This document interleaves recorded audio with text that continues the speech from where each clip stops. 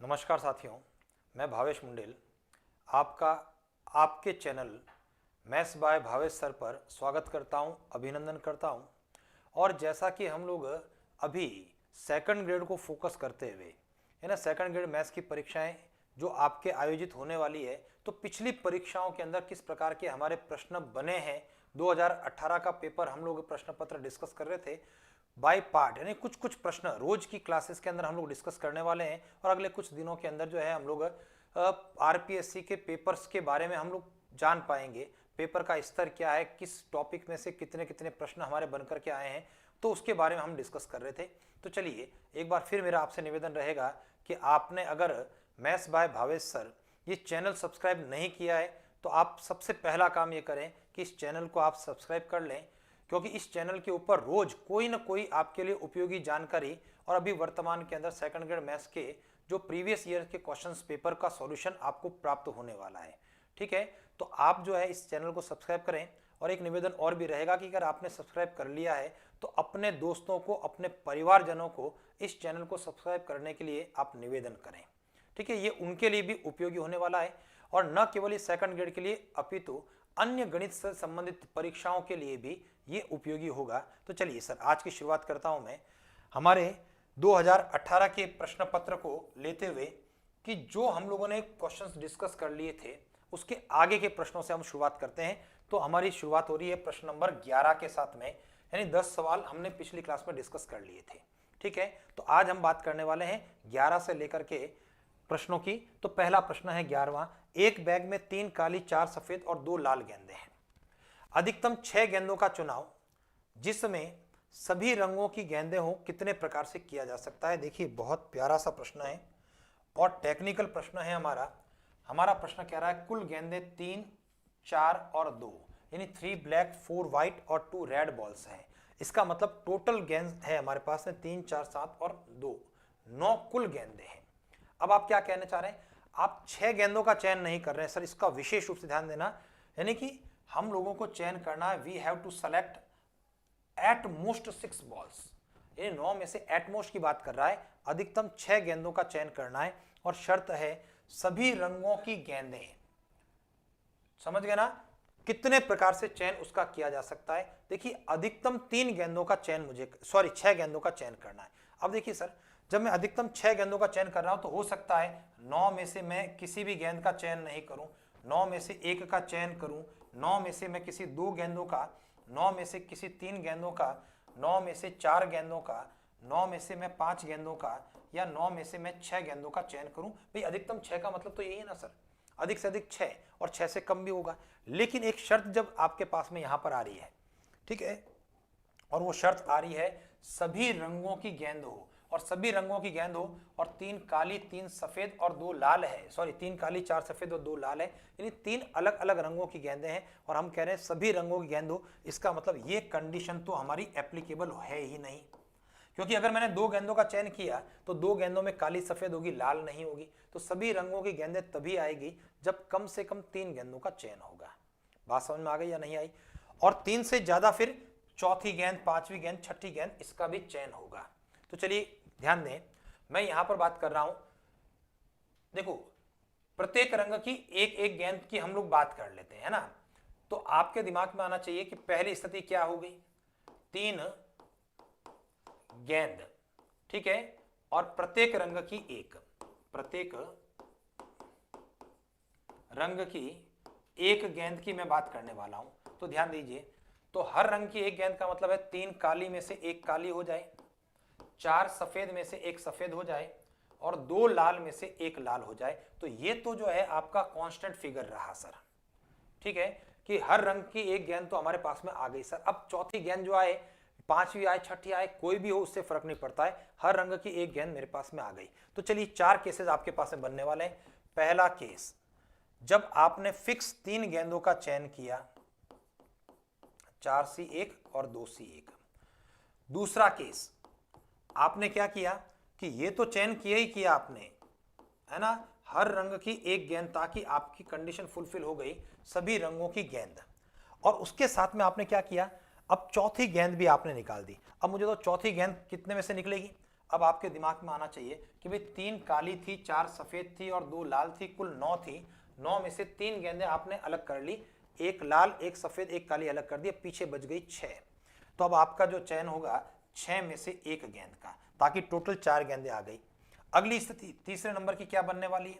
हमारी तीसरी स्थिति बनने वाली है 3C1, 4C1 और 2C1। ये तो फिक्स पैटर्न रहा आपका, और पीछे बची हुई 6 में से कोई 2 गेंदें आ जाए, तो कुल मिला के 5 गेंदों का चयन हो गया, 2, 3, 4 और 1, 5। और चौथी संभावना ये हो सकती है हर रंग की एक गेंद का चयन तो करना ही करना है मुझे, ठीक है। 3C1, 3C2, 3C3, sorry 3C1, उसके बाद में 4C1, यानी हर रंग की एक गेंद की बात कर रहा हूं, और उसके बाद में 2C1 और पीछे बची हुई 6 में से 3 गेंदें, ताकि 3, 4, 5 और 1, 6 हो गया। तो मैं उम्मीद करता हूं ये चीज आपके दिमाग में आई होगी।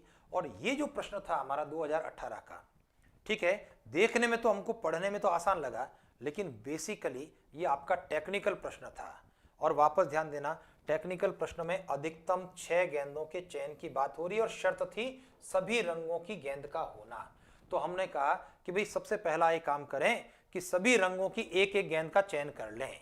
तो सभी रंगों की एक एक गेंद का चयन किया, इसका मतलब 3 गेंदों का चयन हुआ, लेकिन अधिकतम मैं 6 कर सकता हूं। तो इसका मतलब 3 के बाद चौथी गेंद का भी चयन कर सकता हूं, और चौथी गेंद बची हुई 6 गेंदों में से 6C1। 5 गेंदों में यानी 2 बची हुई गेंदें, भाई एक एक एक हर रंग की गेंद हो गई, और 2 गेंदें बची हुई 6 में से एक एक एक हर रंग की गेंद हो गई, और बची हुई 3 गेंदें पीछे बची हुई 6 गेंदों में से। और जब एक से अधिक केसेस आपके बनते हैं तो आप क्या करने वाले हैं सर, प्लस का निशान लगा लेते हैं। इसको मैं सिंप्लीफाई कर लेता हूं। देखिए 3C1 का मतलब आपका क्या हुआ सर, 3, या यूं कहें 3C1 गुणा 4C1 की कॉमन कर लेता हूं, ठीक है ना, अलग अलग कैलकुलेशन करने की अपेक्षा। और 2C1 ये सब में है, कॉमन है, इसको कॉमन कर लिया, पहला पद 1 हुआ, दूसरा पद 6C1 हो गया, तीसरा पद 6C2 हो गया, और चौथा पद 6C3 हो गया। चलिए गणना, आप लोग समझदार हैं, ये 3 है, ये 4 है, ये 2 है, ठीक है ना, 3, 4 और 2 हो गया आपका। और यहां पर जो स्थिति बन रही है आपकी 1, ये 6C2 आपके जानकारी में होगा 6 से उल्टी गिनती, 6, 5, 30 में सीधी गिनती 1, 2, 2 का भाग, तो 30 में जब 2 का भाग गया तो 15 होगा। और 6C3 का मतलब 6 से उल्टी गिनती 3 बार, 6, 5, 4, 1, 2, 3, यानी 2 और 3 से 6 कट गया, 5 और 4 का गुणा कितना हो गया, 20। तो कुल मिलाकर के आपका जो रिजल्ट रहा 3 चौक 12 दूना 24, और गुणा 20, 30, 40, 41 और 1, 42, ये आपका परिणाम हो गया। लेकिन परिणाम इस रूप में आपको नहीं दे करके परिणाम ये दिया गया है, वे 24 का मतलब फैक्टोरियल 4 गुणा 42, ये आपका रिजल्ट ऑप्शन नंबर ए के अंदर है, 42 गुणा फैक्टोरियल 4। तो ये जो प्रश्न है, हो सकता है हम में से कई विद्यार्थी जो 2018 की परीक्षा में बैठे थे उसके अंदर में भी उन्होंने नहीं किया होगा, या किया होगा तो गलत कर दिया होगा, क्योंकि यहां पर 2 शर्तें आपकी इन्वॉल्व होकर के आई। अधिकतम 6 गेंदों का मतलब है 6, या 6 से कम 5, या उससे भी कम 4, या उससे भी कम 3। तो ये आपकी स्थिति रही 6 गेंदों का चयन, ये रही 5 गेंदों का, उससे कम 4 गेंदें, उससे कम 3 गेंदों का चयन, और हर रंग की 1 गेंद होना चाहिए। तो जो पहली 3 गेंदों का चयन हुआ वो फिक्स रहा। उसके बाद जब चौथी गेंद निकली तो 6 में से 1 गेंद का ये परिणाम रहा। 3 के बाद जो 2 गेंदें निकली वो बचे हुए 6 में से, और जो बची हुई है ना 6 में से 3 गेंदें, ऐसा करते हुए हम मैक्सिमम 6 तक पहुंचे, और कैलकुलेशन में 24 गुणा 42, ठीक है। चलिए आगे बढ़ता हूं। हमारा अगला प्रश्न, समुच्चय आपके पास में है 2a² + 3b² is equal to 35, ab belongs to z, जहां z पूर्ण संख्याओं का समुच्चय। देखिए सर, यहां पर जो है, जो स्कैन करके यहां प्रश्न लगाया गया है, ये आरपीएससी का ही पेपर है, और ये प्रश्न जो है आरपीएससी के द्वारा डिलीट किया जाना चाहिए था, लेकिन ये डिलीट नहीं किया। यहां पर इंग्लिश वर्जन जब आप देखेंगे, आरपीएससी की साइट से आप डाउनलोड करें, इंग्लिश वर्जन और हिंदी वर्जन में अंतर आ रहा है, ठीक है। हिंदी वर्जन में यहां पर पूर्ण संख्याओं की बात की जा रही है, जबकि आपके जानकारी में होगा कि ये जो z है ये पूर्ण संख्याएं नहीं है, ये पूर्णांकों का समुच्चय है, यानी ये सेट ऑफ इंटीजर्स है। अंग्रेजी के अंदर बहुत स्पष्ट रूप से लिखा है z is a set of integers, वहां ऐसा लिखा गया है, जबकि हिंदी में z पूर्ण संख्याओं का समुच्चय है। लेकिन किसी ने कोई आपत्ति इस पर नहीं लगाई। हाँ, नहीं लगाई किस कारण से? भाई z है तो अपने आप में अंडरस्टूड है, भाई z जो है सेट ऑफ इंटीजर्स होता है। जबकि अगर कोई आपत्ति लगाता तो हो सकता है इन पूर्ण संख्या और पूर्णांकों के अंतर में ये प्रश्न डिलीट कर दिया जाता, लेकिन नहीं हुआ। खैर आगे बढ़ते हैं। तो आप इसको पूर्ण संख्याओं के आधार पर पढ़ोगे तो इसका उत्तर अलग निकल करके आएगा, और पूर्णांकों के आधार पर पढ़ते हैं तो अलग उत्तर है। तो चलिए, आपका जो रिजल्ट है यहाँ पर 2a square plus 3b square is equal to 35, और a b जो है सेट ऑफ इंटीजर्स है, ठीक है ना। और सेट ऑफ इंटीजर्स में प्लस और माइनस की दोनों संख्याएं होती है। अब मुझे ध्यान करना है कि भाई a का मान रखता हूं मैं 1 1 बारी बारी से, और a के मान के आधार पर b का इंटीजर फॉर्म में वैल्यू कहां से आती है। और जब मैं देखता हूं सर, मान लेते हैं पूर्णांक है ना, a का मान अगर 0 रखता हूं 1 मिनट के लिए, तो यहां पर b स्क्वायर का मान 35/3 के बराबर है। और आपकी जानकारी के लिए कि ये जो है आपका इंटीजर फॉर्म क्रिएट नहीं हो रहा है, क्योंकि आपका सेट ऑफ इंटीजर चाहिए। चलिए आगे बढ़ता हूं मैं। जब मैं a का मान 1 करता हूं तो जल्दी से मैं लिख लेता हूं, 1 करने पर ये 2 हो गया, और इधर से 35 में से अगर 2 गया तो क्या हो गया सर, 33/3 जो कि 11 हो गया। और जब मैं इसका वर्गमूल करूंगा तो 11 का वर्गमूल भी इंटीजर फॉर्म में मुझे प्राप्त नहीं हो रहा है, क्योंकि प्रश्न कह रहा है कि a भी इंटीजर है और b भी इंटीजर है। तो a तो मैं इंटीजर के रूप में 1 रख रहा हूं, लेकिन आने वाला b स्क्वायर 11 बना, और b का मान वर्गमूल 11 जो कि इंटीजर्स नहीं है। आगे बढ़ते हुए a को अगर 2 करता हूं तो ध्यान दीजिए, 2 का स्क्वायर 4 का 2 से गुणा 8, और उधर जाएगा और 35 में से 8 घटेगा तो 27 आ गया। तो ये हो गया सर 27/3 बराबर 9। ये मामला चल गया सर। तो b का मान क्या हो गया सर, b का मान ±3, और ये जो वैल्यू है a बराबर ±2 के लिए भी एप्लीकेबल है। समझ रहे हो बात को? क्योंकि अगर मैं 2 रखूंगा तो 2 का स्क्वायर 4 है, और -2 रखूंगा उसका भी स्क्वायर है। तो ये आपके 4 सेट बन गए सर, 1 2 नहीं है, ये 4 सेट है ना, अभी मैं बताऊंगा। उसके आगे जब मैं a का मान 3 रखता हूं तो देखिए b स्क्वायर का मान 3 का स्क्वायर 9, 9 दूना 18, 18 घटाने पर कितना हो गया सर, 35 में से 18 जाएगा तो 17, ठीक है, 17/3, और ये भी आपका इंटीजर नहीं बन रहा है। जैसे ही a का मान 4 रखता हूं तो 4 का स्क्वायर 16, 16 का 2 से गुणा 32 घट गया, तो b स्क्वायर बराबर हो गया 3/3 बराबर 1, यानी इसका भी उत्तर निकल करके आ रहा है। तो a का जो मान हो गया +-4 पर, b का मान क्या हो गया, +-1 हो गया।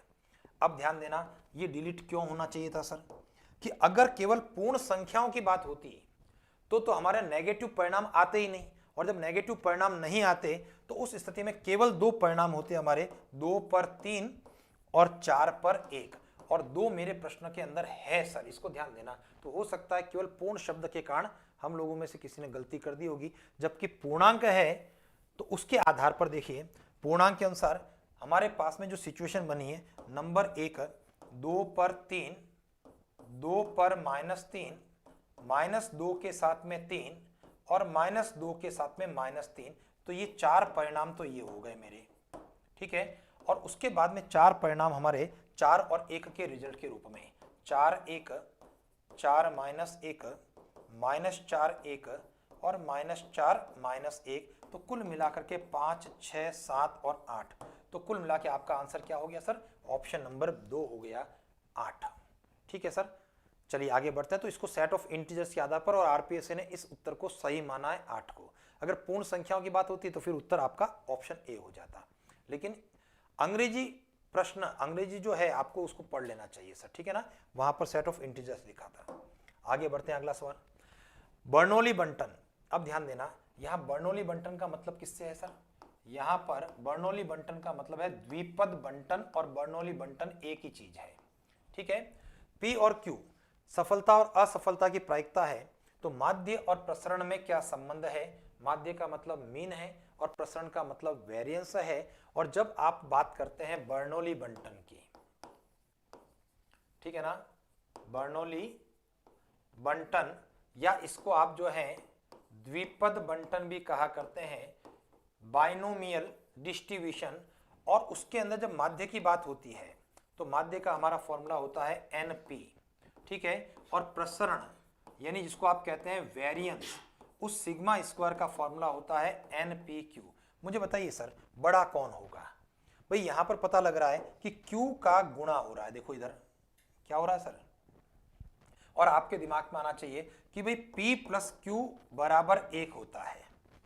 ऐसे ही होता ना सर, सफलता और असफलता, है ना, किसी घटना का घटित होना या घटना का घटित नहीं होना, तो P प्लस Q 1 के बराबर है, तो Q जो होता है वो 1 माइनस P के बराबर होता है। और आपके दिमाग में आना चाहिए कि ऐसी स्थिति में जो Q होगा वो 0 से लेकर के 1 के बीच में होगा, और चूंकि ये 1 से छोटा मान है, आप एक कल्पना करें, 1 से छोटा मान 1/2, 1/3, 2/3, 2/7 ऐसा मानेंगे, तो ये जो परिणाम होगा उसका जब आप किसी फ्रैक्शनल पार्ट से गुणा कर रहे हैं और जो कि 1 से छोटा है, तो इसका मतलब NPQ का जो गुणा रहेगा वो NP के गुणा से कैसा हो जाएगा, छोटा हो जाएगा। तो NP बड़ा होगा NPQ से। इसका मतलब क्या हो गया, माध्य हमेशा प्रसरण से क्या होगा सर, बड़ा होगा, क्योंकि Q का मान है और Q 1 से छोटा नंबर है। आप किसी भी नंबर का 1 से छोटे नंबर से गुणा करेंगे तो आप निश्चित रूप से एक छोटा परिणाम ही प्राप्त करने वाले हैं। उत्तर 2 ऑप्शन, माध्य बड़ा है प्रसरण से। चलिए आगे बढ़ते हैं। हमारा अगला प्रश्न है, देखिए ये जो है आपके सेकंड ग्रेड के लिए तो था ही प्रश्न, लेकिन ये जो रीट की जो तैयारी कर रहे हैं उनके लिए भी जो है आपका उपयोगी प्रश्न है। जो सीईटी की तैयारी कर रहे हैं उनके लिए भी काम का प्रश्न है।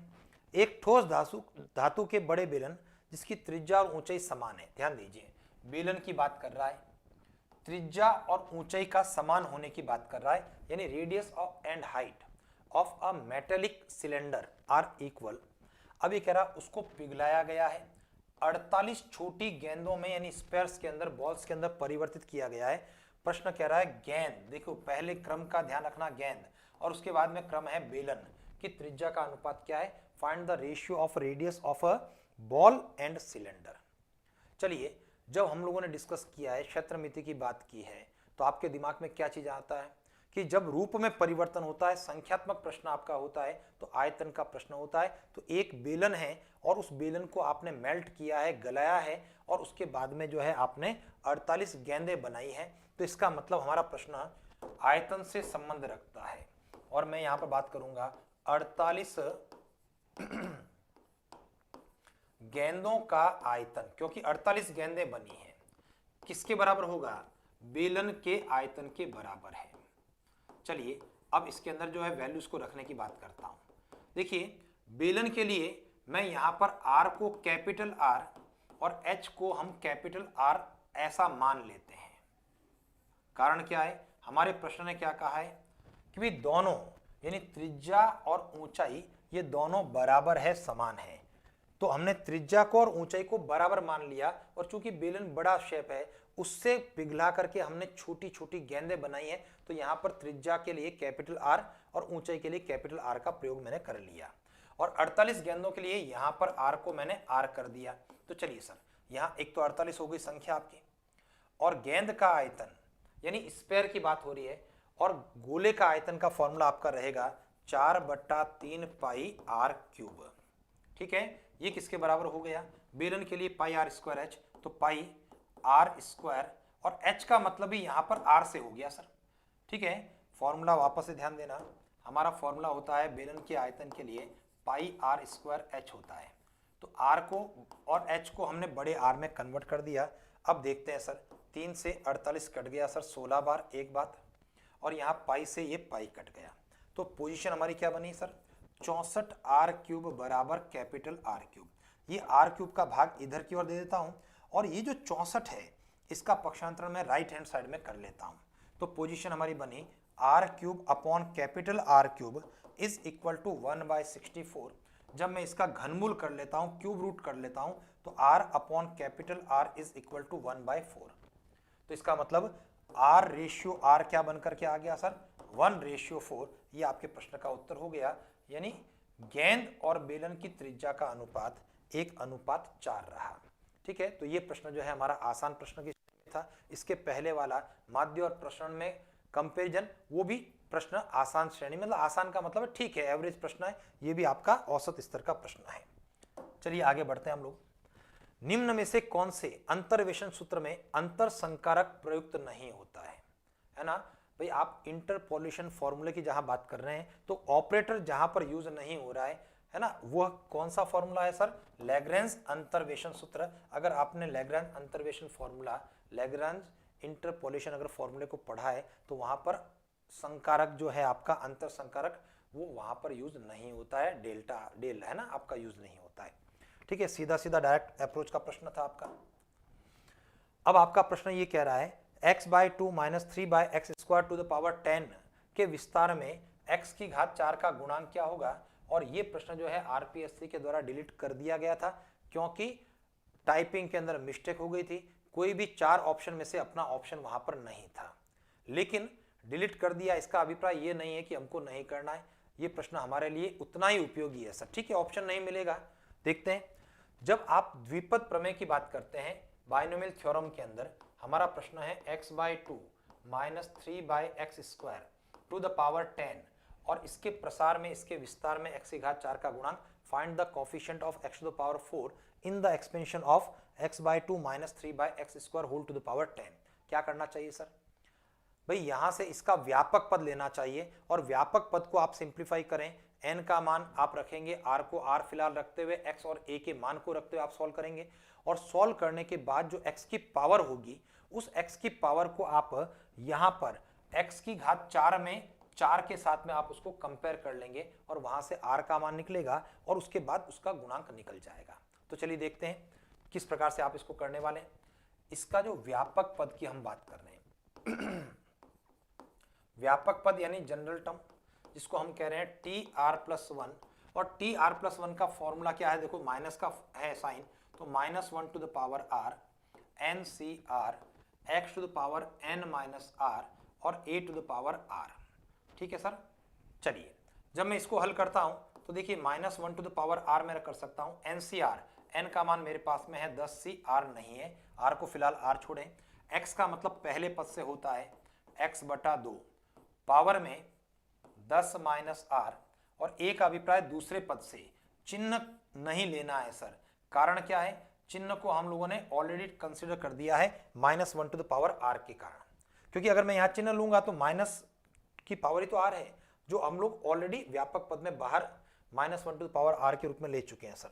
चलिए इसको आप सिंप्लीफाई करेंगे, सिंप्लीफाई करने का मतलब है -1 टू द पावर r, ये हो गया सर 10cr। इसको सॉल्व करने पर 1/2 to the power 10 minus r, देखिए कांस्टेंट को मैं अलग कर रहा हूं, 1/2 to the power 10 minus r, 3 to the power r और पीछे बचता है x to the power 10 minus r और 1/x to the power 2r। वापस ध्यान देना सर, ये कहां से आया सर? ये x² के ऊपर जब r पावर है, इनका गुणा करेंगे तो x टू पावर 2r, ये स्थिति हमारी बनकर के आ रही है सर। ठीक है ना। तो चलिए देखता हूं सर मैं इस प्रश्न के लिए यहां पर इस x को हमको इकट्ठा करना है, -1 to the power r 10cr, ये हो गया sir 3 to the power r upon 2 to the power 10 minus r। जब मैं इसको हल करता हूं तो घातांक नियम का प्रयोग कर लेता हूं, 2r ऊपर की ओर जाएगा और जब 2r ऊपर की ओर जाएगा तो माइनस हो गया, तो बेसिकली हो गया 10 माइनस 3r। कोई कंफ्यूजन है क्या सर? चलिए अब ध्यान दीजिए, गुणांक की जहां बात होती है सर, तो ये यहां से लेकर के यहां तक हमारा क्या है? गुणांक है, लेकिन इसमें r का मान क्या है वो आपको देखना पड़ेगा। तो मैं इसको कंपेयर करूंगा, ठीक है ना, अकॉर्डिंग टू क्वेश्चन। जब हम कंपेयर कर रहे हैं, तुलना कर रहे हैं x to the power 10 minus 3r की x टू द पावर 4 के साथ में, क्योंकि हमारा प्रश्न x की घात 4 के गुणांक की बात कर रहा है, तो x की पावर 10 माइनस 3r को x टू द पावर 4 से कंपेयर करेंगे तो 10 माइनस 3r बराबर 4 हो गया। तो देखिए सर, यहां से पक्षांतर करने पर 3r बराबर 6 होते हुए r का मान कितना बनेगा सर? r का मान 2 के बराबर हो गया। क्लियर है सर? और जब r का मान 2 रखेंगे तो अपने प्रश्न का आंसर हम लोगों के पास में आ जाएगा। ठीक है ना। तो r बराबर 2 रखना, और जैसे ही r का मान 2 रखते हैं तो देखिए हमारी पोजीशन क्या बनती है, -1 टू द पावर r का मान 2 10c r का मान 2, यहां पर 3 की घात r का मान 2 और 2 की घात r का मान 2 रखने पर 8। और जब मैं इसको कैलकुलेट करता हूं तो देखिए पोजीशन हमारी क्या बनती है, -1 की घात 2 प्लस हो गया 10c 2 का मतलब है 10 गुणा 9, 1 गुणा 2, 3 की घात 2 का मतलब हो जाता है 9 और 2 की घात 8, यानी 2 को 8 बार लिख करके जब गुणा करेंगे तो ये हो जाएगा सर 256। आप इसको देख लें, है ना, 2 का 2 से गुणा 4, फिर 2 से गुणा 8, फिर 16, फिर 32, 64, 128 और उसके बाद 256 हमारे पास में आ जाएगा। और जब मैं इसको और थोड़ा सा सिंप्लीफाई करता हूँ, 2 के पहाड़े से 10 काटता हूँ 5 बार, जब मैं इसका गुणा कर रहा हूँ 45 और 45 का मतलब यहाँ पर, हाँ 45 का 9 से गुणा कर रहे हैं सर, ठीक है। तो ये रिजल्ट जो रहा आपका क्या रह रहा है सर, भाई एक बार वापस से देख लेना सर इसको, है ना। 10c 2 का मतलब 10 9 1 2, 3 की घात 2 आपका हो गया 9 और ये 256 2 से कट गया। तो जब इसका आप गुणा करेंगे सर देखो, तो 9 और 9 का गुणा 81 हो गया, 81 का 5 से गुणा करने पर 5 एकम 5 और 5 8 40, 405 और बटे में कितना है सर 256। ये आपके प्रश्न का आंसर है भाई। कुल मिलाकर के कैलकुलेशन भी ठीक है। चलिए अब हुआ क्या सर, देखिए टाइपिंग मिस्टेक क्या हो रही है, यहां पर इस स्थान के ऊपर आप देखें 406 बटा 256 और जबकि हमारा परिणाम क्या आ रहा है 405 बटा 256। इस कारण से जो है ये प्रश्न जो है आरपीएससी के द्वारा डिलीट कर दिया गया था। तो उम्मीद करता हूं कि समझ में आ गया होगा, है ना। प्रश्न जो है भाई थोड़ा सा कैलकुलेटिव है, लेकिन प्रोसेस जो है आपके लिए आसान प्रश्न है। वापस से जल्दी से देखो आप कि व्यापक पर सबसे पहले -1 to the power r NCR x to power n - r a to the power r और इसके अंदर n का मान, x का मान और a का मान रखते हुए x के सारे पद अलग करते हुए हम लोगों ने x की पावर 10 - 3r के बराबर की और जो x की पावर रही हमारी 10 - 3r वो हम लोगों ने यहाँ पर x की घात 4 के गुणांक में 4 के बराबर करते हुए r का मान 2 निकाल दिया और r का मान यहाँ पर रख दिया, गुणांक आ गया। कैलकुलेशन करने पर 405 बटा 256 ये आपका उत्तर है, जो न तो ऑप्शन 1 2 3 4 कहीं पर भी नहीं था। अगला प्रश्न देखते हैं। दो बिंदु हैं आपके पास में 3 - 1 8 9 को मिलाने वाली रेखा को सरल रेखा किस अनुपात में काटती है। देखिए सर ये सिंपल है ना, कोऑर्डिनेट ज्योमेट्री की जहां शुरुआत होती है 2D ज्योमेट्री, उसका आसान सा प्रश्न है और आपके दिमाग में 3 स्थितियां आनी चाहिए। अगर विभाजन x अक्ष के द्वारा होता है, ध्यान देना जो आपको नहीं पूछा गया लेकिन बात कर लेता हूं, विभाजन अगर x अक्ष के द्वारा होता है तो आपका अनुपात क्या होता है, हमारा अनुपात -y1/y2 होता है। विभाजन अगर y अक्ष के द्वारा होता है तो हमारा अनुपात -x1/x2 हो जाता है। लेकिन अगर विभाजन किसी रेखा के द्वारा होता है तो हमें करना क्या होगा, हमें इस पहले वाले बिंदु से मुझे इस रेखा को संतुष्ट करवाना है और उसके बाद दूसरे बिंदु से ही यही काम करना है। यानी जो आपका परिणाम होता है विभाजन के लिए अनुपात, ठीक है, जब विभाजन रेखा के द्वारा हो रहा है तो अनुपात क्या होगा -ax1 + b y1 + c। ये पहले बिंदु से संतुष्ट करवाने की बात कर रहा हूं, यानी x और y को हटाते हुए x1 और y1 को लिखने की बात कर रहा हूं और उसी क्रम के अंदर मैं दूसरे बिंदु से उसको सेटिस्फाई करवाने की बात कर रहा हूं, ठीक है। और जब मैं इसको देखता हूं तो देखिए रेखा का समीकरण पहले बिंदु से सेटिस्फाई करवाएं तो y के स्थान पर -1 है, क्रम का ध्यान रखना, तो ये -1 -x के स्थान पर 3 + 2 बटे में यहां पर संतुष्ट करवाना है अब दूसरे बिंदु से, तो y के स्थान पर 9 है, -x का 8 है, प्लस का 2 है।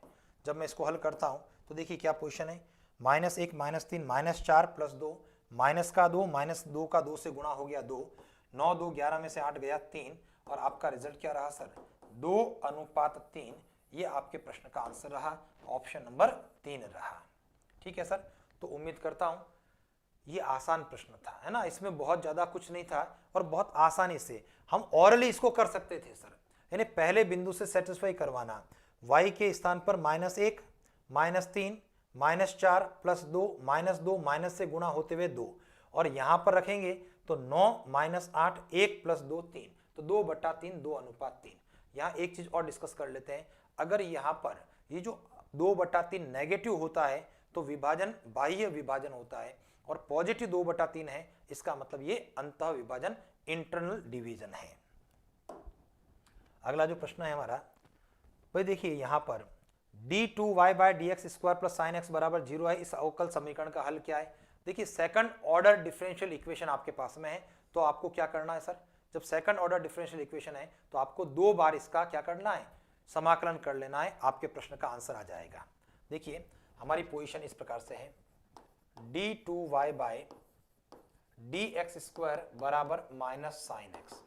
ठीक है, बहुत आसान सा प्रश्न था कुल मिलाकर के, है ना। डिफरेंशियल इक्वेशन के अंदर भी लंबे लंबे प्रश्न होते हैं, लेकिन देखो आपके जानकारी में कि जहां आप नंबरिकल एनालिसिस की बात करते हैं, तो जितने भी प्रश्न हम लोगों ने पहले भी पढ़े और आज भी पढ़े, डायरेक्ट अप्रोच वाले प्रश्न हैं। एलपीपी के जो प्रश्न हैं वो डायरेक्ट अप्रोच वाले हैं, कभी कभी हल्की फुल्की कैलकुलेशन आपसे करवाई जा सकती है, लेकिन सीधे स्टेटमेंट्स के ऊपर डायरेक्ट प्रश्न है। क्योंकि जब आपने ग्रेजुएशन के अंदर नंबरिकल एनालिसिस किया होगा, है ना, और वहां पर यूनिवर्सिटी के अंदर जब आपने एग्जाम दिए होंगे तो वहां पर कैलकुलेटर आपके लिए अलाउ होता है, और अगर कैलकुलेटर यहाँ पर अलाउ है नहीं, और अगर उस प्रकार के बड़े प्रश्न आ जाएंगे बड़ी कैलकुलेशन के, तो हम लोग वो नहीं कर पाएंगे सर, इसको ध्यान देना। ठीक है, तो सीधे सीधे वहां से स्टेटमेंट्स आपके जो है थ्योरम्स, उसके स्टेटमेंट्स ही आपको पढ़ने, प्रूफ आपको देखने की आवश्यकता नहीं है। और यहां पर भी अवकल समीकरण के अंदर सेकंड ऑर्डर इक्वेशन तो दिख रही है, लेकिन बहुत आसान स्थिति के अंदर है। सबसे पहला काम मैं इसका जो है समाकलन कर लेता हूं। ठीक है भाई, आपके प्रश्न में साइन एक्स लेफ्ट में है, मैंने पक्षांतर कर दिया, समाकलन जब किया तो ये हो गया सर dy/dx। यहां पर साइन का क्या होगा, माइनस का cos x होगा। ठीक है, और प्लस में कांस्टेंट c1 के रूप में लिखूंगा मैं। ठीक है ना, तो ये पोजीशन हो गई sir dy/dx is equal to cos x plus c1, और वापस से दोबारा समाकलन कर लेता हूं, तो पोजीशन क्या रही, y cos x का समाकलन हो जाएगा sin x के रूप में, ये कांस्टेंट है c1, इसका समाकलन c1x, और एक नया कांस्टेंट c2 आ जाएगा, तो y is equal to sin x plus c1x plus c2। ये ऑप्शन नंबर 1 आपके प्रश्न का उत्तर रहा। ठीक है, तो ये भी प्रश्न हमारा आसान है। तो जो मैं हमेशा कहा करता हूं सर, कि हम लोगों को इतने प्रश्न आसानी से मिल जाएंगे जिससे हमारा सिलेक्शन हो जाएगा। चलिए अगला प्रश्न देखते हैं। भाई एक अच्छा सा प्रश्न है, देखिए पिछली बार रिपीट हुआ है, फिर से रिपीट होने की पूरी संभावना बनती है। ठीक है, कि जो प्रश्न हमारा अनंत स्पर्शियों की बात करता है, एसिम्प्टोट्स की बात की जा रही है सर, है ना, और वहां पिछली बार हमने y अक्ष के समांतर की बात की, तो इस बार जो है x अक्ष के समांतर की बात की जा सकती है, या आपको पूछा जा सकता है कुल कितनी अनंत स्पर्शियां हैं, यानी इस प्रकार से अनंत स्पर्शियों का प्रश्न आप परीक्षा में निश्चित रूप से आप देख करके जाएं, उसको करके जाएं। अब रही बात इस प्रश्न की बात करता हूं, तो हमारा जो प्रश्न है a² माइनस b² बराबर 1। सबसे पहले इसको सिंपलेस्ट फॉर्म में कन्वर्ट करता हूं, एलसीएम लेकर के इस समीकरण को सरल करने का प्रयास करते हैं, तो ये हो गया सर a² माइनस b² बराबर x²y²। ठीक है, सबको एक तरफ हम लोग शिफ्ट कर देते हैं, एक तरफ पक्षांतर कर लेते हैं, तो ये हो गया x²y², है ना, प्लस b²x² माइनस a²y² बराबर 0। अब ध्यान दीजिए, मैं यहां पर बात कर रहा हूं y अक्ष के समांतर अनंत स्पर्शियों की, यानी एसिम्प्टोट्स पैरेलल टू y अक्ष, y एक्सिस, है ना, y अक्ष के समांतर अनंत स्पर्शी की बात करते हैं। तो ध्यान देना, अगर हम लोगों ने अनंत स्पर्शी को नहीं पढ़ा है तो गौर करें, जब मैं y अक्ष के समांतर की बात करता हूं तो मैं कहूंगा कि y की सबसे बड़ी घात, y की सबसे बड़ी घात का गुणांक किसके बराबर हो जाए, 0 के बराबर हो जाए। अगर आपको asymptotes parallel to y axis है तो y अक्ष की घात की बात करनी है, और अगर यहां y अक्ष के स्थान पर x अक्ष की बात होती तो क्या होता सर, तो x की सबसे बड़ी घात का गुणांक हम 0 के बराबर करते। तो फिलहाल y की सबसे बड़ी घात आपके दिमाग में आना चाहिए, y² यहां पर भी है, y² यहां पर भी है, तो y की सबसे बड़ी घात का मतलब है यहां पर y²। ठीक है। अगर इन केस y क्यूब होता, y स्क्वायर होता, तो मैं y क्यूब की घात को 0 के बराबर करता। y की घात कहीं 5 होती, y की घात 3 भी होती, y की घात 4 भी होती, तो मैं सबसे बड़ी घात 5 के गुणांक की बात करता। तो फिलहाल यहाँ पर y की सबसे बड़ी घात 2 है, और उनके गुणांकों की बात करूंगा तो उसके गुणांक यहां से निकल करके आ रहे हैं, एक्स स्क्वायर माइनस ए स्क्वायर बराबर क्या हो, 0। बात समझ में आ गई या नहीं आई? क्योंकि जब वाई स्क्वायर को आप कॉमन कर देंगे पहले और तीसरे पद में से, तो एक्स स्क्वायर माइनस ए स्क्वायर हो जाएगा, और यहाँ पर गुणांक का मतलब कोफिशिएंट से रहा जो वाई स्क्वायर के गुणा के अंदर लिखा गया पद है। और जैसे ही मैं इसको देखता हूँ तो एक्स स्क्वायर बराबर क्या हो गया, ए स्क्वायर, और वर्गमूल करने पर एक्स बराबर प्लस माइनस ए। ये जो है ऑप्शन नंबर 3। और मेरा निवेदन आपसे रहेगा कि अनंत स्पर्शियां अभी 2022 की परीक्षा के लिए आप निश्चित रूप से पढ़ करके जाएं। आगे बढ़ें। अगला जो प्रश्न है, वेक्टर ए बी सी 0 है ना, ए का परिमाण √37, बी का 3, सी का 4 है, बी और सी के मध्य का कोण क्या होगा? और ये जो है बहुत अच्छे से हम लोगों ने डिस्कस किया है sir. A plus b plus c is equal to 0। और मैंने आपसे निवेदन भी ये किया था कि जब भी हम लोगों ने डिस्कस किया है ना, जिनके बीच का कोण चाहिए उसको आपको लेफ्ट हैंड साइड में रखना है, और बाकी को आपको सबको राइट हैंड साइड में ले जाना है। अगर ए और बी के बीच का कोण चाहिए तो vector A vector be left में रहेगा, और वेक्टर सी को राइट में भेजना। बी और सी के बीच का कोण मुझे यहाँ चाहिए, तो मैं क्या करने वाला हूँ, वेक्टर बी और वेक्टर सी को लेफ्ट में रखते हुए वेक्टर ए को राइट में ले जाऊंगा। इसको ध्यान देना। तो विशेष बात, प्रश्न क्या कहता है उसको ध्यान देना, रटना नहीं है कि हमेशा ए बी लेफ्ट में हो। इन जनरल जो आपने प्रश्न किए है ना, जो किताब मिलेंगे उसमें ए और बी के बीच का कोण की बात कर रहा है, लेकिन यहाँ बी सी की बात की तो कोई दिक्कत नहीं है, बी सी को लेफ्ट में रख दिया। अब मैं यहाँ पर क्या करना चाह रहा हूँ, मैं यहाँ पर दो वर्ग करना चाह रहा हूँ सर, ठीक है ना। और जैसे मैं यहाँ पर वर्ग करता हूँ सर, तो देखिए पोजीशन क्या बनती है। इसका मतलब यहाँ पर जो स्थिति बन रही सर, या एक काम करते हैं हम लोग, ये जो b प्लस सी बराबर माइनस ए है ना, तो इसके अंदर हम लोग क्या करें कि इसका मॉड एक बार ले लेते हैं, तो मॉड लेकर के वर्क कर देंगे। तो ये हो रहा है सर माइनस ए का स्क्वायर, सॉरी माइनस ए अभी ऐसा। अब जब मैं इसका वर्ग कर लेता हूं तो पोजीशन हमारी क्या बनेगी, मॉड में b प्लस सी का square is equal to minus A का मॉड स्क्वायर। और हमारी जो यहाँ पर एक प्रॉपर्टी को लगाना पड़ेगा कि भी मॉड ए डॉट ए जो होता है वह मॉड ए के स्क्वायर के बराबर होता है। तो मैं इसको उल्टे क्रम में इसका गुणा करना चाहता हूं, और जहां वेक्टर के अंदर स्क्वायर होता है उसको आप गुणा करते हैं, तो गुणा करने का मतलब डॉट प्रोडक्ट होता है। कहने का मतलब ये है mod of A square A dot A को लिखा जाता है। तो जब मैं इसका वर्क करूंगा तो इसका मीनिंग क्या बन रहा है, इसका मीनिंग बन रहा है sir b plus C dot product होगा b प्लस सी, और सामने की ओर minus vector A dot minus vector A. चलिए इसका गुणा करता हूं, सादा गुणा जैसा अपन करते हैं। तो b का b से गुणा b डॉट b, आगे गुणा कर रहा हूं तो ये हो गया sir b dot c, next गुणा c डॉट b, और आगे गुणा c डॉट c, और सामने की ओर माइनस माइनस प्लस होते हुए a डॉट a। मैं फिर से a डॉट a को क्या लिखूंगा, a डॉट a को लिख दूंगा मॉड a का स्क्वायर। यहां पर लिख रहा हूं मॉड b का स्क्वायर। ये जो चीज है b डॉट c, और आपने देखा होगा डॉट प्रोडक्ट के अंदर क्रम बदला जा सकता है, तो मैं c डॉट b को b डॉट c कर लेता हूं, और ये जो हो गया मॉड c का स्क्वायर हो गया। चलिए इसके अंदर हम लोग बात करते हैं। देखो ये मॉड ऑफ b क्या है, ये रहा सर आपका 3, तो वैल्यू को रखता हूं।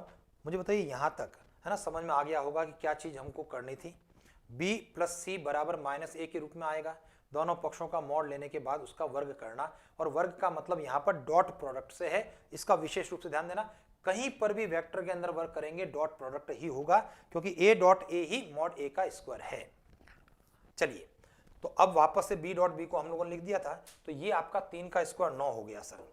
ये जो चीज हुई 2 b डॉट c हो गया, और मॉड c का मतलब यहां पर ये रहा सर 4, तो 4 का स्क्वायर 16 हो गया।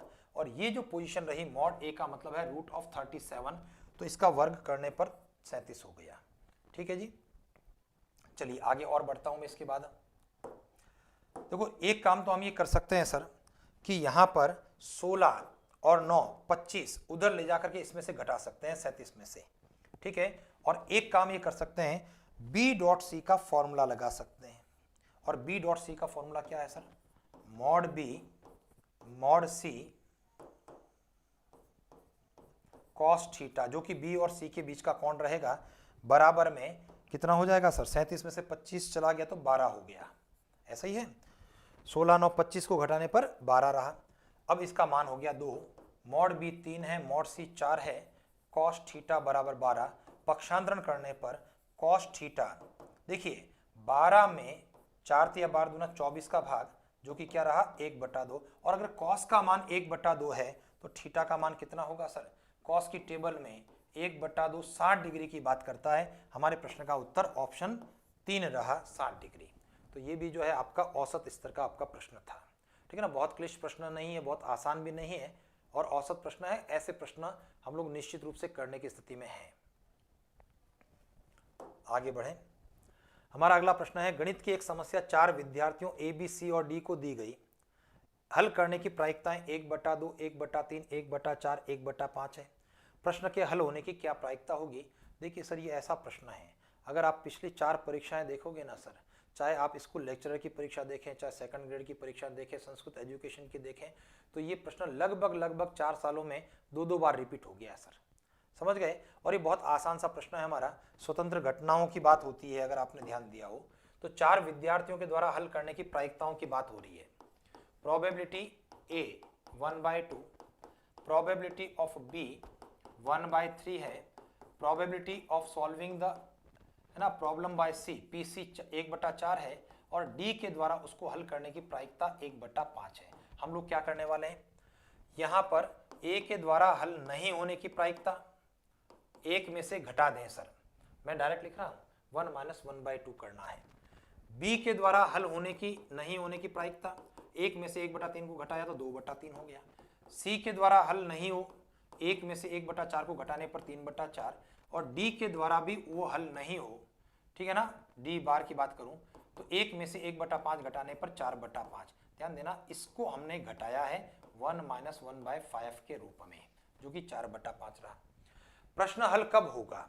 प्रश्न हल तब होगा जब कोई भी एक जना हल कर ले, या दूसरी शर्त ये कहूं कि किसी के द्वारा हल नहीं किया जाए प्रश्न, उस प्रायिकता को हम 1 में से कम कर दें, ठीक है। तो यहां पर प्रश्न के हल होने की प्रायिकता, ठीक है जी, बराबर 1 माइनस प्रश्न के हल नहीं होने की प्रायिकता। देखिए परीक्षा में जो स्टेटमेंट लिखा जा रहा है वो लिखने योग्य नहीं है, ऐसा इसको नहीं लिखना है, ठीक है। आपके दिमाग में आएगा 1 में से प्रश्न का हल नहीं होना, यानी ए बी सी और डी चारों अगर उस प्रश्न को हल नहीं कर सकते हैं तब माना जाएगा कि वो प्रश्न हमारा हल नहीं है। तो 1 minus P A bar 1/2, P B bar 2/3, P C bar 3/4 और पी डी बार 4/5। और जब मैं इसको हल कर लेता हूं तो देखिए हमारी पोजीशन 2 3 4 कट गया, और हमारा परिणाम 1 - 1/5 के रूप में आ रहा है सर। और 1 - 1/5 क्या हो गया? 4/5, और ये प्रश्न का ऑप्शन नंबर 4 रहा आपका 4/5, ठीक है। तो ये बहुत मजेदार प्रश्न है, और कई बार हमारी परीक्षाओं में पूछा गया है, और भविष्य में पूछा जा सकता है, इसको भी आपको ध्यान रखना। हाँ ठीक है, लैंग्वेज हल्की फुल्की सी चेंज हो सकती है।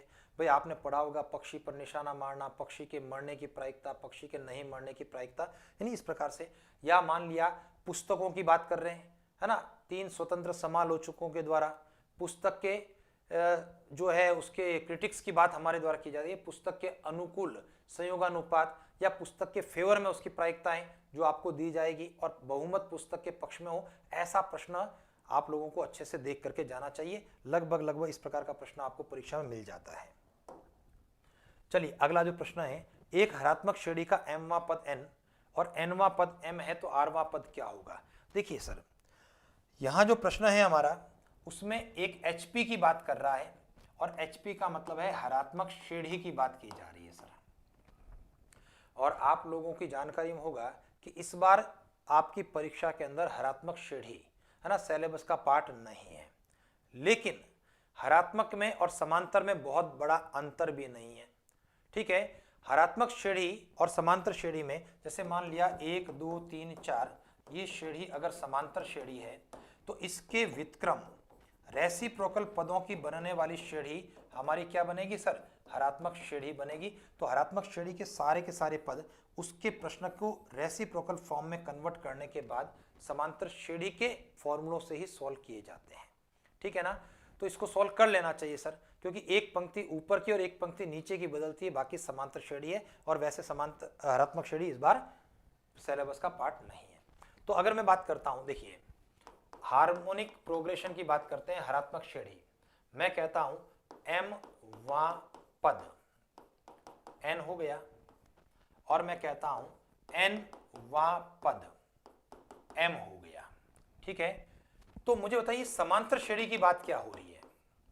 और समांतर श्रेणी के अंदर m वा पद इसका रेसिप्रोकल हो जाएगा 1/n, और n वा पद क्या होगा, 1/m होगा।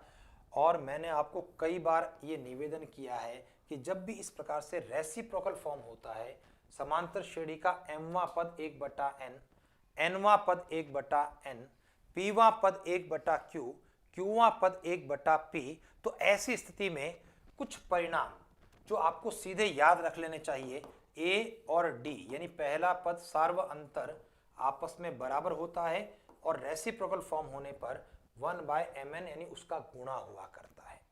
अगर ये याद रखोगे तो चुटकी बजाते हुए हम अपने प्रश्न का उत्तर दे देंगे, और नहीं तो इसको करने के लिए आपको जो है कुछ समय लग जाएगा सर। ठीक है, तो मेरा निवेदन फिर से रहेगा कि जब रेसिप्रोकल फॉर्म की बात हो रही है ना, तो आप a और d दोनों आपस में बराबर होंगे और 1/mn, और pq के अगर प्रश्न है तो 1/pq रहेगा। इसको आप याद रख लें। ठीक है, क्योंकि अगर याद नहीं होगा ना सर तो फिर मुझे ये सब कुछ करना पड़ेगा। am बराबर 1/n, तो इसका रिजल्ट क्या रहा सर, a प्लस m-1d बराबर 1/n। n वा पद 1/m है, तो इसका मतलब क्या हुआ, a प्लस n-1d बराबर 1/m होगा। मुझे इसको क्या करना पड़ेगा सर, घटाना पड़ेगा। और जैसे ही आप यहाँ पर घटाएंगे, मैं थोड़ी सी कुछ चीज़ें डायरेक्ट करने का प्रयास करता हूँ। a से कट जाएगा, घटाने पर d कॉमन आ जाएगा। देखिए एक से एक कटते हुए यहाँ पर m-n हो जाएगा। ठीक है, मैंने पूरा नहीं लिखा। और जब यहाँ पर घटाएंगे तो एलसीएम आएगा आपका mn, और अंश के अंदर m-n हो जाएगा। ठीक है ना, तो मैं यहाँ से m-n काट देता हूँ, तो d का मान क्या बन रहा है सर, 1/mn। और ये d का मान जब आप इक्वेशन 1 में रखेंगे, इक्वेशन 1 से, तो a का मान भी क्या आएगा, 1/mn आएगा। तो अगर आप, क्योंकि देखो ये सेट पैटर्न है सर, रेसिप्रोकल फॉर्म का प्रश्न है, m वां पद का 1/n होना, n वें पद का 1/m होना, p वें पद का 1/q होना, q वें पद का 1/p होना। तो इस स्थिति में a और d आपस में बराबर हैं और 1/mn या 1/pq की फॉर्म में है। तो आप इस रिजल्ट को याद कर सकते हैं, ताकि हमारा जो 1 मिनट का समय इस समीकरण को हल करने का हमारा बच जाए, क्योंकि समांतर श्रेणी का m वां पद a प्लस m-1d का फॉर्मूला हम अप्लाई करके निकाल सकते हैं, लेकिन इसको बचाने का प्रयास करें। चलिए, अब हमारा प्रश्न कह रहा है r वां पद। जब r वें पद की बात करेंगे तो a प्लस r-1d फॉर्मूले में मान रखेंगे 1/mn प्लस r-1 और d का मान 1/mn। यहाँ से 1/mn कॉमन आ जाता है सर, तो 1 प्लस r-1, ये 1 कट गया और आपका रिजल्ट क्या रहा सर, r/mn। ये जो r/mn है ये हमारा rवां पद है, लेकिन ये पद है समांतर श्रेणी का। ठीक है, समांतर श्रेणी का rवां पद निकल करके आया। तो आज जो आपका सिलेबस है उसके आधार पर अगर यही प्रश्न आता है तो समांतर श्रेणी के रूप में प्रश्न की शुरुआत यहां से होगी सर, और एंड आपका यहां पर हो जाएगा समांतर श्रेणी के लिए। लेकिन चूंकि हरात्मक श्रेणी है तो मुझे बताइए HP का, है ना, हार्मोनिक प्रोग्रेशन की बात करें का rवां पद, इसका रेसिप्रोकल फॉर्म होगा mn/r। और आप देख पा रहे हैं ऑप्शन नंबर 1 आपके प्रश्न का आंसर है। तो केवल अंतर शुरुआत की पहली पंक्ति और लास्ट के रिजल्ट की अंतिम पंक्ति में, बाकी HP का प्रश्न और AP का प्रश्न सेम है। प्रश्न हमारा है सारणी का मान ज्ञात करें। ये बेसिकली देखो यहाँ पर भी टाइपिंग की मिस्टेक हो रही है, और ये जो बेसिकली है सारणी की बात हो रही है, डिटरमिनेंट का मान को बात करना है। और देखिए आरपीएससी के द्वारा ये प्रश्न भी जो है डिलीट कर दिया गया था, हटा दिया गया था। कारण क्या है कि यहाँ पर देखिए कि जो ऑप्शन नंबर डी, इस स्थान पर जो ए स्क्वायर है वो ये होना चाहिए था ए क्यूब, क्योंकि आगे सारा बी क्यूब प्लस सी क्यूब माइनस 3ab है।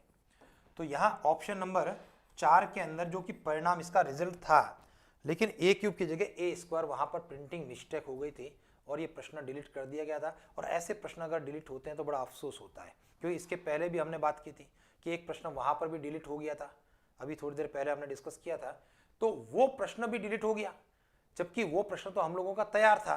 कौन सा वाला प्रश्न की बात कर रहा हूँ इसको ध्यान देना, कि ये जो अपना आया था द्विपद प्रमेय वाला प्रश्न था हमारा, ये वाला प्रश्न है ना। तो ऐसा प्रश्न जो है ये भी हमारी जानकारी में था, लेकिन वहां पर 405 का 406 छप गया। तो ये भी देखो अब होता क्या है सर, जो प्रश्न हम लोगों को नहीं आते हैं और वो प्रश्न अगर हटा दिए जाते हैं तो हमारे लिए फायदा है सर, और जो प्रश्न हम लोगों को आते थे वो हटा दिया तो इसका नुकसान इतना बड़ा हो गया कि जब मैंने इस प्रश्न को हल किया तो मैं इसको हल करने के लिए 1 से 2 मिनट तो दूंगा, क्योंकि मुझे वो प्रश्न आता है, तरीका मुझे पता है, तो उस पूरे प्रोसेस को करूंगा। प्रोसेस करने के बाद में जब उत्तर नहीं मिलेगा तो एक बार फिर गणना को चेक करूंगा। तो वो एक प्रश्न जो है 2 प्रश्नों का समय भी खराब कर रहा है और हमको मिल भी कुछ नहीं रहा है, और जो बड़ा टिपिकल प्रश्न है और वो अगर प्रश्न हट जाता है तो कोई नुकसान हमको नहीं होता, फायदा ही फायदा है, क्योंकि वैसे ही वो हम लोग अटेंड नहीं करने वाले थे, तो उसका जो 2 मिनट का समय हमारा बच जाता है। लेकिन ये प्रश्न नो डाउट हम में से अधिकांश विद्यार्थियों को आता होगा, और अगर ये डाउट मतलब डिलीट हो गया तो ये उनके लिए नुकसान था। और ठीक उसी प्रकार से ये प्रश्न भी आप लोगों की जानकारी में है, और क्लास के अंदर जब मैंने डिस्कस किया तो इसको आपको तरीके से नहीं करना चाहिए, ये भी मैंने आपको बोला था। अब जब तरीके से नहीं करना चाहिए तो क्या करें, हम यहाँ पर ABC के कोई मान लें। जैसे मान लिया A का मान 0, B का मान 1 और C का मान मेरे द्वारा 2, ऐसा मान लिया जाता है, ठीक है ना। और मैंने आपसे निवेदन ये किया था कि जब इस प्रकार से 0, 1, 2 मान माने तो पहला काम उसको आपको ऑप्शन में रख करके चेक करना है, ठीक है ना, कि वो परिणाम देता है या नहीं देता है। अलग अलग परिणाम होने चाहिए, ठीक है। अब चूंकि ये डिलीट हो गया इसलिए मैंने 0, 1, 2 मान लिया, क्योंकि ऑप्शन नंबर इसका डी था। वैसे मुझे 0, 1, 2 से बचना चाहिए इस ऑप्शन को जब मैंने देखा, क्योंकि अगर A 0 है तो यहाँ पर जब 0 से गुणा होगा तो ऑप्शन A और ऑप्शन B यानी 1 और 2 ये दोनों एक ही परिणाम दे रहे हैं, और मान लिया A और B में से कोई उत्तर है तो हमको नहीं मिलेगा सर। तो उस स्थिति में 1, 2, 3 आप ऐसा मान लें। तो फिलहाल मैं आपको बता रहा हूं कि A, B, C के कोई भी मान को मानते हुए आप अपने प्रश्न का उत्तर दे सकते हैं सर, ठीक है। और मेरा उत्तर जो है ऑप्शन डी था, जो भी गलत लिखा गया था।